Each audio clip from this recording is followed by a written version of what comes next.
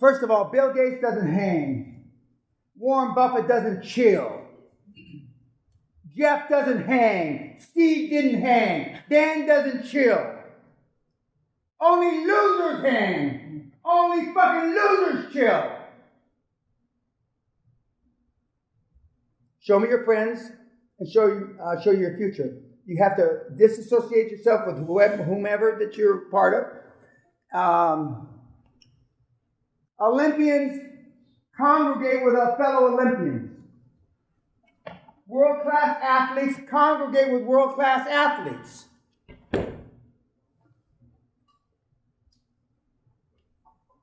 And in most cases, boys and girls, your family is the biggest fucking detriment you have on your neck as an albatross. Now, just to show you how times have changed, when I was going through Ranger training in 66-ish, 67, long time ago, they hit people. They used to, when you do escape and evasion training, and if you were unfortunate enough to be caught, they staked you out on an anthill, poured honey over you for 2 or 3 days, and let ants eat you. They hung you from trees and pushed you out of the tree with a rope around your wrist or your ankle, so you dislocate your shoulder or your leg. They put battery wires to your testicles to get your attention. This was the fucking training. The military's moved on. I'm not so sure it's moved on in the right way, but it's moved on. Now I'm told I can't even yell at anybody, let alone choke them. So I was raised different. Now this is not much of an exaggeration of what my father looked like. My father had a 56-inch chest, 28-inch waist, 18-inch arms, and he never lifted a weight. He's a gymnast. He was on the alternate to the 1936 Olympics on the pommel horse in the rings. When I was 13 or 14 years old, my father must have read a magazine article about bonding. So I had 3 bonding experiences with my dad when I was 13 or 14. My dad never told me he loved me, and he died in 91. My father didn't have a father. His father died before he was born. So we go to a junior high school father-son picnic. I get chills just thinking about it still, all these many decades later. And fathers are up there doing chin-ups and on the rings and all this business. And my father says, "Stand here, Danny." And when my father said, "Stand there," short of a fucking tsunami, I didn't move. He goes over in the sand underneath the rings, and he goes in there, and he goes into an iron cross like this. He's 41 years old. He goes into a reverse iron cross with his feet pointing to the sky, and then he does a perfect dismount. All the other fathers melted into they just left the apparatus. That was just one bonding incident with my father. We had 2 more, but I'm not going to share them with you. But they were equally as embarrassing. I'm still embarrassed today at 73 that happened 60 years ago. But my father, you're seen and not heard. When I played American football, to the extent that you could call it playing American football, my father, you know how Friday nights you come out of the locker room, all the guys are going to screw around, right? My dad was waiting at the locker door. Grab me by the hand, walk me to the car, take me home. High school senior. Just imagine what the other kids thought.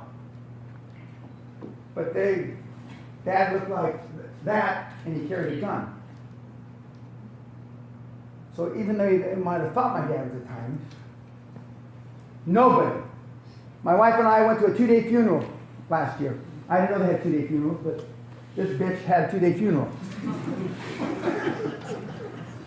And afterwards, we go to lunch, and 2 of my guys that I've known since I'm 10 and 11 years old, respectively, are talking, still to this day, they're my age, about my dad. And Walt, he said, and he carried a gun into his 70s.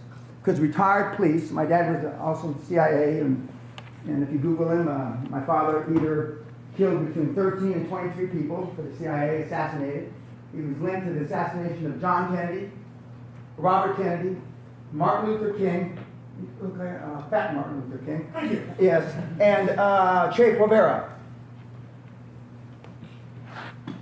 They brought my dad out of retirement to head up the Sirhan investigation, which Sirhan allegedly shot Robert Kennedy. So they bring a spy spook out of retirement to cover it up, which is the story. To this day, to the day he died, my wife and I would ask him, he just giggled and laughed. He would neither confirm nor deny any involvement with any of those people. I heard about King. I heard about Jack Kennedy. I was in charge of the Robert Kennedy, and I was in Colombia when Che Guevara got killed. That was his story. To the day they buried him. He came to me when he was 17 years old. Yes, that's his jet. He's flying around now. He's 21. Again, this isn't meant for the Naval Academy kids, but for the rest of you meatheads, what the fuck have you been doing the last few years? 17 years old! Jesus Christ! Are you kidding me? I didn't believe in being homesick. I got gangrene in my hand when I was going to boot camp. And one of the last things my dad said, you never go on sick leave. Only wusses go on sick leave. I got gangrene. I almost lost my left hand. But I didn't go on sick call, whatever it's called. The officer of the day, which was a young second lieutenant, and I was curled up in my bunk, and he says, what's wrong with Pena? And my hand's all puffed up and green like this. It's all right, Lieutenant. It's all right. I was an enlisted man first. It's all right. They took me off and they lanced, and I almost lost my hand. But my dad said, only wusses go on sick leave. Now, people call in for work because they got diarrhea. People call in sick for work that have a migraine. What the fuck has happened to us? Now, the way I continue to stretch myself at my old and tender age is I do crazy shit. Other than tripping over this fucking chair, yeah, I do crazy shit. Still, this is in 2014. This was just last year. I jumped out of the stratosphere in Las Vegas, 855 feet. Now, I have artificial knees, artificial hip, artificial shoulders. I have no right long head bicep from bummed up from various things that have happened to me. So I should not be jumping out of an 855-foot tower that I got to land like this. So my lovely wife says, Dan, why don't you go watch the people land? She's thinking if I see them land, then I won't jump. No, I don't want to focus on anything negative, no negative shit. So I go up to the top and I jump. Well, I didn't land. On YouTube, we cut out the part of me falling on my head and rolling into the cement. We cut that shit out, so it looks like I landed like this, but I didn't. I landed into the cement, and because my knees couldn't take the pressure, because I had full knee transplants a couple years ago, both knees. But I continue to do stuff like this to continue to push myself outside my comfort zone. And if I'm pushing myself outside my comfort zone in my 70s, it could be easy. Now, I'm not suggesting any of you jump off buildings. I'm not suggesting any of those things. But what I'm suggesting is the older you get, kids, and this is directed to the students here, the harder it is to push yourself outside your comfort zone. Because then you got a family, you got kids, you got a mortgage, you got your mother and father you're going to take care of. You got a half-breed mongoloid idiot for a sister. What? Life catches up with you. We'll give the kids the benefit of the doubt. Now, currently, ladies and gentlemen, boys and girls, midshipmen, we have the lowest interest rates in the history of the world. I'm going to say it again. The lowest interest rates in the history of the world in the past 5,000 years. They are giving money, literally giving money away free at the banks. Do you have a small business? We have money to lend. That's a major bank. You know how many people, I put this on the internet, I have roughly 100,000 followers. You know how many people called, went to that bank? One.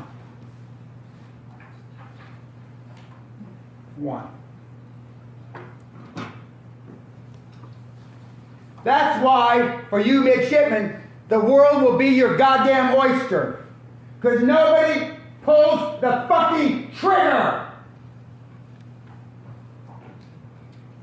One! And it went viral. I'm only talking about the 100,000 people that are on my list. One single solitary human being. I don't even know if it's a human being. I don't know who it is. One person. So then I contact the bank. That's how come I know one. So how possibly serious can you be about being an entrepreneur? How? Well, the guy in Chicago, well, that's too far. Miami, Florida. The guy in Bumfuck, Mississippi, that's too far. The guy in... You all got a reason, right? Now I'm going to show you, for those of you, I have a link on my site. The two most famous, in my opinion, most famous links are deal flow, where do you find deals? And the second link is, where do I get the fucking money? That's exactly what it's called. Those two links on my site, free. They're the two links that are the least clicked on. The least. Some days I get 2 clicks. Some weeks I get 5. Some months I get 20. Why would you come to my site if you don't want to know where the money is? I give a podcast on each free on the site. This is on the site too. These are the sources. Because you're pretending to want to be an entrepreneur. You're pretending to want to create wealth. You're pretending. We had a contest a couple years ago called Smells of Leather, trying to instill you to go out and be more than you can be. Go to a Rolls Royce dealership. Go to a Ferrari dealership. Go to a Bugatti dealership. Go look at a $10 million house, etc., etc., and you take a picture, a selfie in front of the Rolls or at the house. You send it in to me, and the winner would win a free seminar at my castle. I live in a castle, 15th century historical castle. At that time, I had about 50,000 people on my list. How many do you think, and for those of you that know the answer because you came to the seminar, how many of you think of the 52 or 53,000 people that got the invitation entered the contest? 8! And for a name, that's many fingers, maybe, guys. 8! Well, I mean, how much effort? In for a plebe. I mean, geezy, wheezy. My CFO, I'm wondering if we get too far down, would you ever advise that I I'm listening. put together 50, 100 grand? Just... No. No. Okay. If you gotta pay them now, they're whores. But see, you can't say that, kid. I can. You know how many people I've called board members whores? You filthy fucking whore. Get the fuck out. Don't let the door hit you in the ass on the way out. I say it so easy because I've said it a million times. Because you still care what these assholes think of you. You still want to be liked. And some people in this room are pleasers. Your mother was a pleaser. Your father was a pleaser. And look what they produced. Losers, pleasers. These are the 7 steps.